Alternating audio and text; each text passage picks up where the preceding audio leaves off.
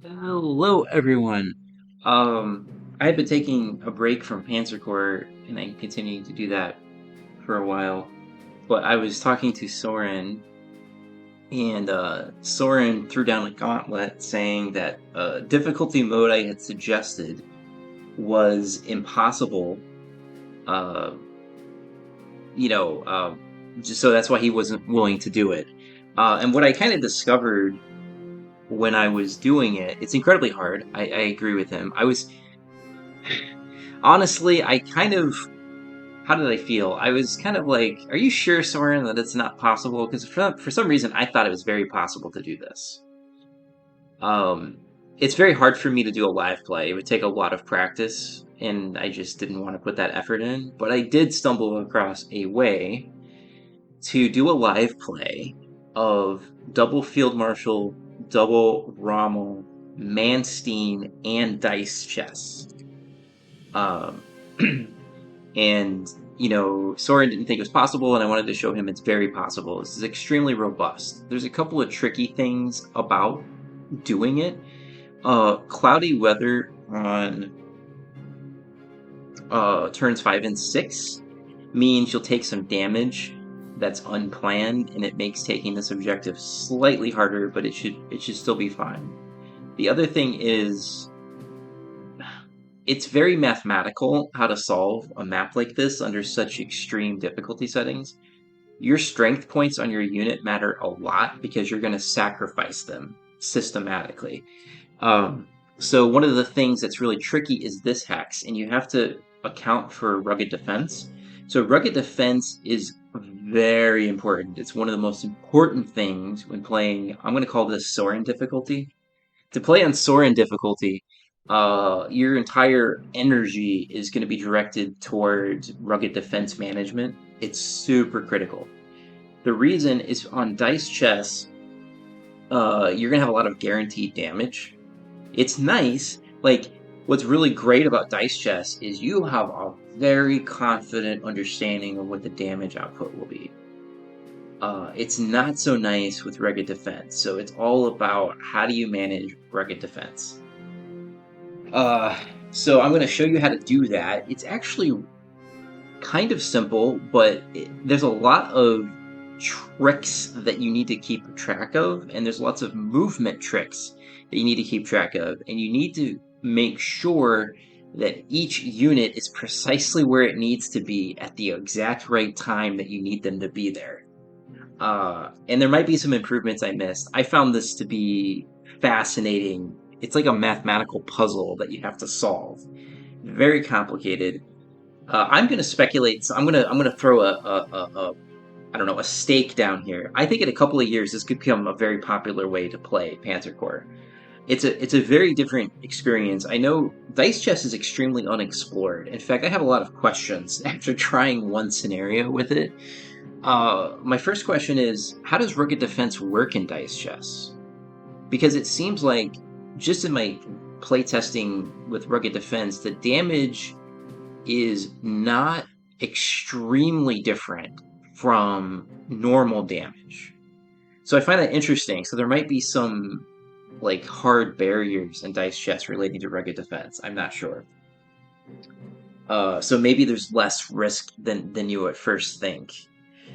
Uh, but I don't know what the mechanics are for that. So anyway, I think in a couple of years we could see this become a popular way to play Panzer Corps.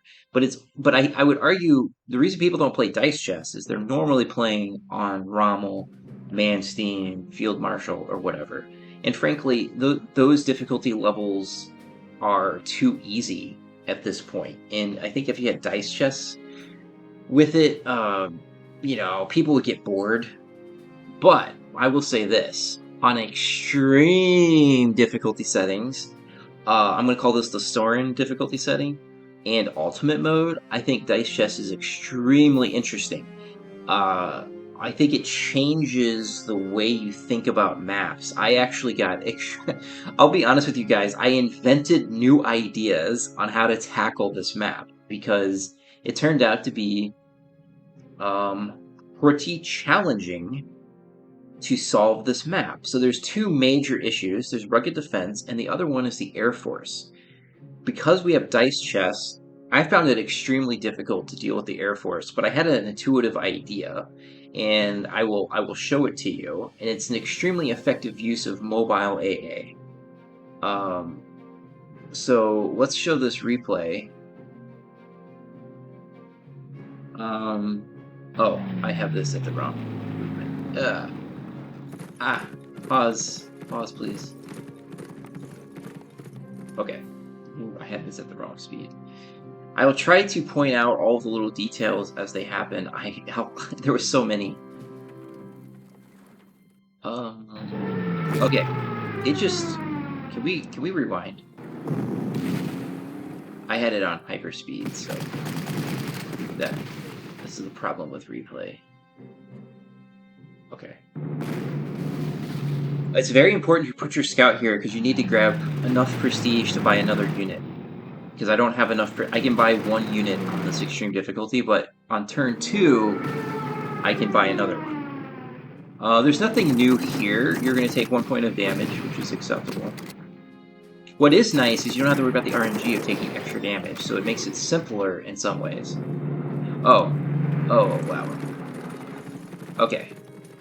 So what's happening is my pack is going to help take this. So it's going to be at 5 entrenchment. So we need to kill this unit to blind the AI that there's anything in this area, and we're gonna set a trap on turn 3 on one of the fighters. Okay, Brutal is absolutely necessary. Brutal is key. You can't do this without Brutal.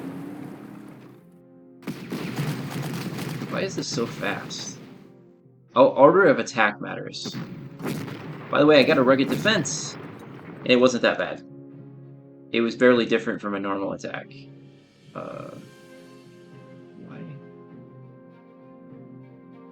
Oh, whoops. Messed this up. Okay. So I attack with this guy first because he takes less casualties, then with this to reduce rugged defense chance, and then with the mountain unit, and then Rudel can help here. If he's at 1 strength, you won't take any damage. So I'm using dice chess to my advantage. So already Rudel is helpful on turn 2. Also, the other thing is I'm sending the Panzer II north because I need more firepower up there. And you actually will, on dice chess, kill that bomber guaranteed, which is really nice. This fighter is not active because it didn't fully recover. Then I'm grabbing some prestige so I can buy an anti-aircraft gun, the 10-6, or whatever it's called. I'm going to take 3 damage with Brutal.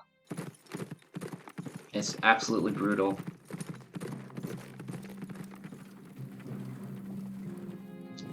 So what's going to happen is this is in vision range, so the one fighter that's active will tackle it. The other thing I'll point out is this is a much easier scenario to handle the fighter cycle because your fighter is not expected to take damage when it's at 10 unsuppressed. So I'll point out that's a big deal. And we are just softening up the anti-tank so we can kill it next turn. This is a stupid move, you don't need to do this. I actually need the tank with me. Okay, what is happening? It's key. Yeah, so that fighter that's at full strength is attacking. He'll do 1 damage, it's fine. That's not a big deal. The key is we need 2 of these units to go north and 1 to go south. And the reason why we need that to happen is so we can actually kill things, because it's really difficult to kill them when they're bunched. Remember, I have 2 artillery. I only have 2 artillery. So the situation is really bad. So I have 2 artillery. We're gonna kill this cavalry with all of our units. We'll do it. The amount of damage you'll take is about 2. You'll take 2 damage. You'll see. We're gonna ambush this guy. And we'll take 2 damage, but that's all the damage that we'll take from killing him. That's really important. And then I know what you guys are thinking. You're like, well, wait a minute. How do you deal with blocking? You don't have to block if you're paying attention to core slots. So there's 7 core slots, and we can count 1, 2, 3, 4, 5, 6.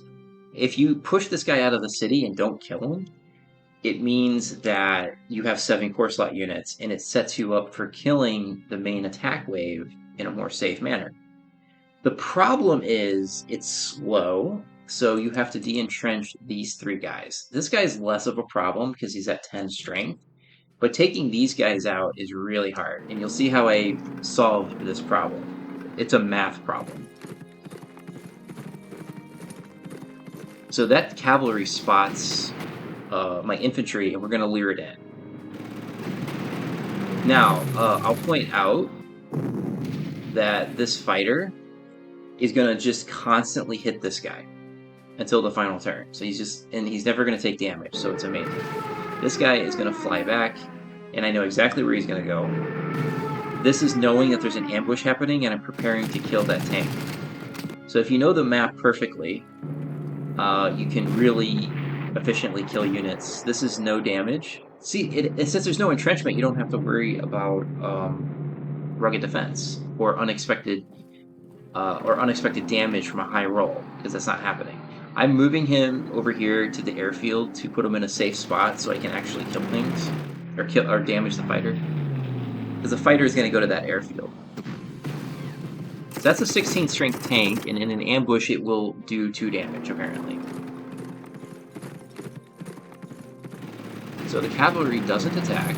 I damage the fighter, so I don't want it to move. Now we are going to kill this tank with no damage. Rudel and my other Stuka do 6 damage. And so it's a very suppressed unit. We're going to block this cavalry from reaching that, and the TKS tank can't reach. Once he goes on the hill, the TKS is vulnerable to the infantry. So we took no damage there. This is the easy part, by the way. The hard part was the math of the end. So I take 1 damage, which is fine. This is the best attack. If you take 1 damage, the tank can afford it. Then we hit it with the anti-tank, which is not enough to push it back. Anti-tank is very damaged, but still useful, you'll see. And then I'll take 1 on this guy. Okay, so I ended up taking 1, 2, 3, 4, 5 damage to take that cavalry down. And I can't use my Air Force because my Air Force is busy. I have to keep de-entrenching him because I have to attack when it's entrenched. I need to be able to push him out, but not yet. He's too high. He's at 2 entrenchment. We're going to push him out next turn.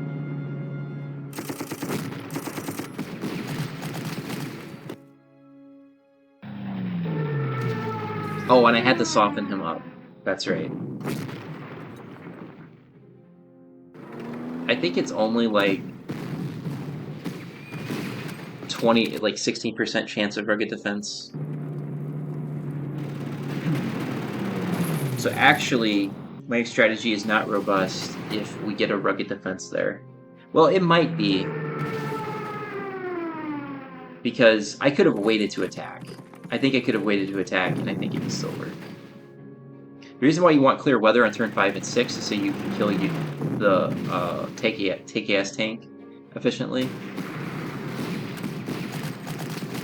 So actually, that's why I attacked with the tank, so it was slightly... I don't even know if I had to attack with the tank, actually, because I could have pushed it out, probably. So I didn't have to do that. And because it's clear weather, I can really clean up the cavalry. And I think it only did... The cavalry did 0 damage. So that entire attack group did 2 damage in total. Now, notice I'm pulling my mobile AA out, because I have to hunt down the fighter again. Or not, I don't hunt it down. I come here to cover this. And prepare to move it over here, because this other fighter is going to repair. Oh, something I should mention, you have to kill the anti-aircraft gun or you can't do it, because you can't de-entrench this fast enough. As crazy as that sounds, you just can't do it. Well, at least I don't know of a way to do it, so you have to go after this. It sucks. We soften it up with... our tank, which caused some bad luck. So I had some bad luck here, and I still was able to do it.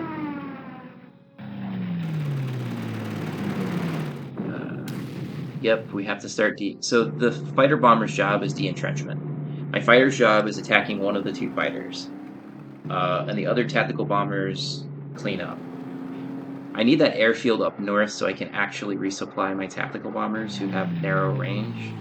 So he runs away. I prepare. I soften this guy up for some XP. This is a mistake. I should have actually... Oh, that was a huge mistake. I should have de-entrenched him here.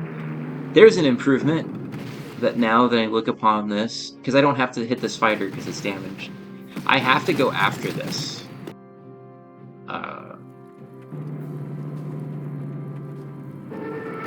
I keep trying to bait the anti-aircraft gun. This would be so much easier if I could guarantee the anti-aircraft gun coming out. But for whatever reason, I was struggling to make that happen. I obviously railed up the mountain unit. I need the mountain unit, for sure, to help with this objective. You'll see.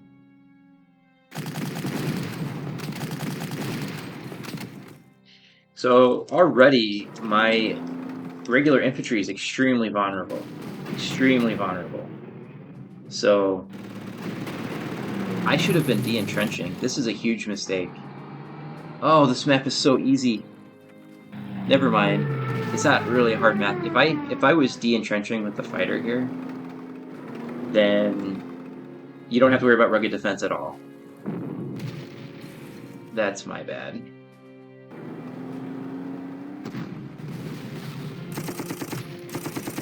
Yeah, you'll take a pot shot. It's only expected to do 1 damage, as crazy as that seems. Also, this ambush, because this was in vision range, so my pack is getting seriously tore up. I have to get rid of this so it will stop attacking my air units so I can actually de-entrench this.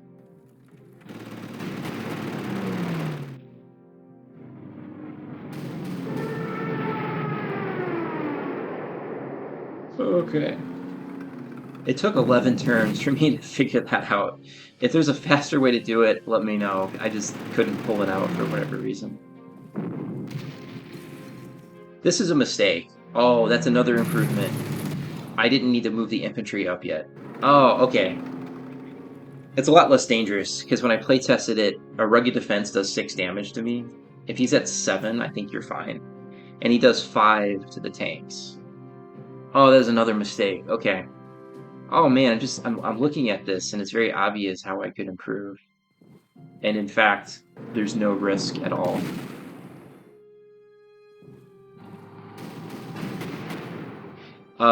And I want the fighter to damage the artillery because my units are quite weak, and if the fighter were to damage my tanks, it makes life hard. Now this is a much easier job because I can just constantly de-entrench.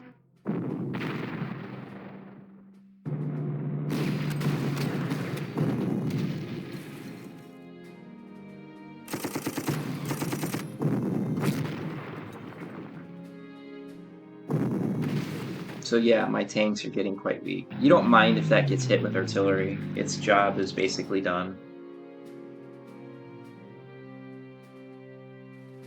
Yeah, so I should have 2 more... Let's see. I should have 1 more strength point on him, and his entrenchment should be 3 on turn 13, if I use my fighter correctly. This is why this is such a good move, because my fighter's free to de-entrench. Why didn't I do that? I'm a doofus.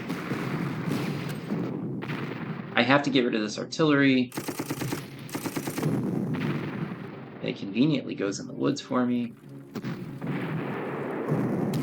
So the bad news is the TKS tank's going to come out, but it's going to run into my anti-tank again. But it's not an ambush. But that's okay. It will survive the attack. Even if it's at 5 strength, even if it's at 4 strength, it will survive the attack. So you don't have to calculate anything there.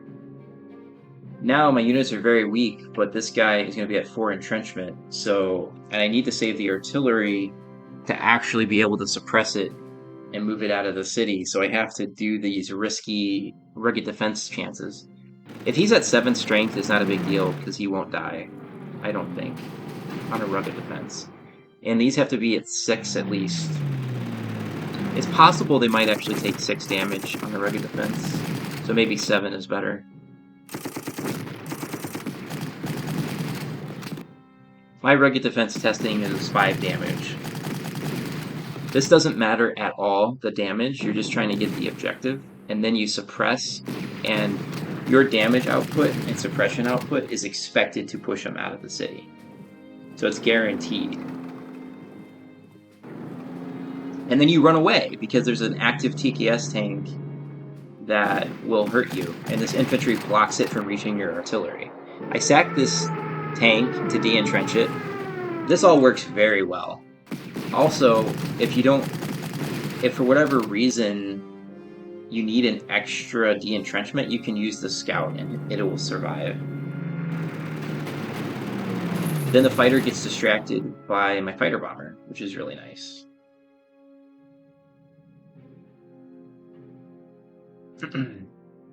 So there you have it, Soren. This is absolutely repeatable. I just pointed out several areas of improvement that makes it trivial in the end, because you don't have to attack into this with any entrenchment, basically.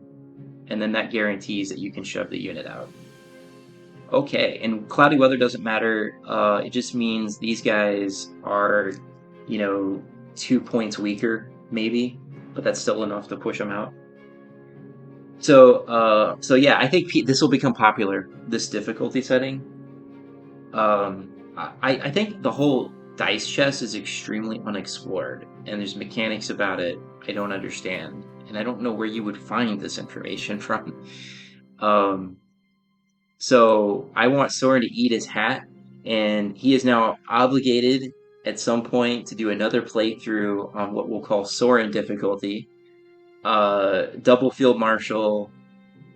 Well, it's either one of the two: Double Field Marshal, Double Rommel, Manstein dice, or Ultimate dice. Believe it or not, it's easier to do this map on Ultimate with dice, like way easier, because you have more prestige, so you can buy an extra artillery piece.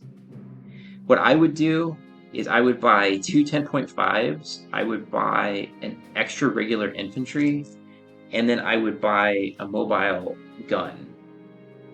I'd have to check the math on that, but I think you could buy the infantry like on turn 2 or something. And you're going to need the infantry because you're only going to have 1 artillery in the north, and you're going to have to attack into this, and you're going to take a lot of damage, but that will basically guarantee that you get it, and then the 3 artillery will make sure that you completely plow through these guys.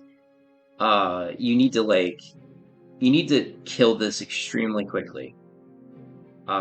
You're gonna need to do what I did, pull 2 units north, and then rush headlong into confronting the cavalry, and just kill it as soon as possible, and then you're rushing your artillery over to de-entrench this with a fighter bomber.